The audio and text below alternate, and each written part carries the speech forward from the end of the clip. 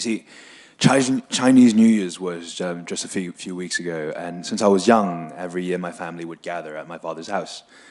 We'd receive red pockets and eat radish cakes around the table. Instead, my father spent Chinese New Year's in a tiny cell in a maximum security prison in Hong Kong. Hong Kong authorities have kept him in solitary confinement over 4 years now. His crime, you might ask, running the only newspaper in the city that dared to criticize Beijing. My father was born Lai in Guangdong province of China in the 1940s. He escaped famine in communist China as a stowaway to Hong Kong when he was 12. He went from a factory worker to eventually owning his own factory.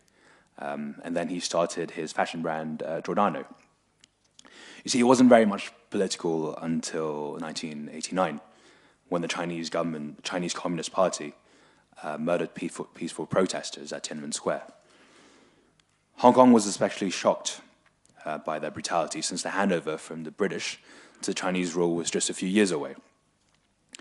My father, always a man of action, decided that since other newspapers self-censored in preparation for the handover, that he needed to start his own pro-democracy newspaper that wasn't afraid to criticize those in power.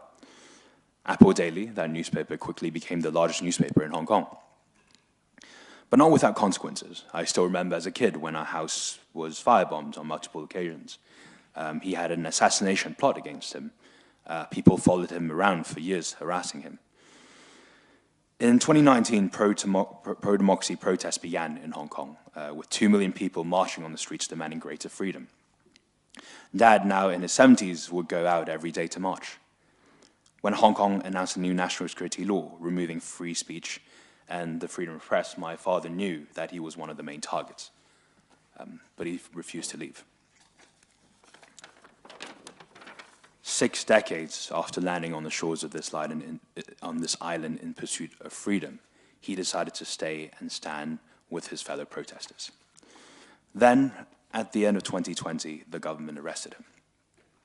They sent 200 police officers to raid Apple Daily's office. And when the staff of Apple Daily refused to close and kept publishing the newspaper, they sent another 500, this time freezing his bank accounts. He's been in jail ever since. This year he'll turn 78. With the current trial, he faces a maximum sentence of life in prison, though just another 5 years will probably have the same effect given his age and health. Unless something changes, my father will die in prison. In a recent court hearing, after a heated exchange with the government-appointed national security law judges shouting at him, my father replied, "In the end of the day, the truth will come out in the kingdom of God." And that's good enough for me. But he needn't wait that long.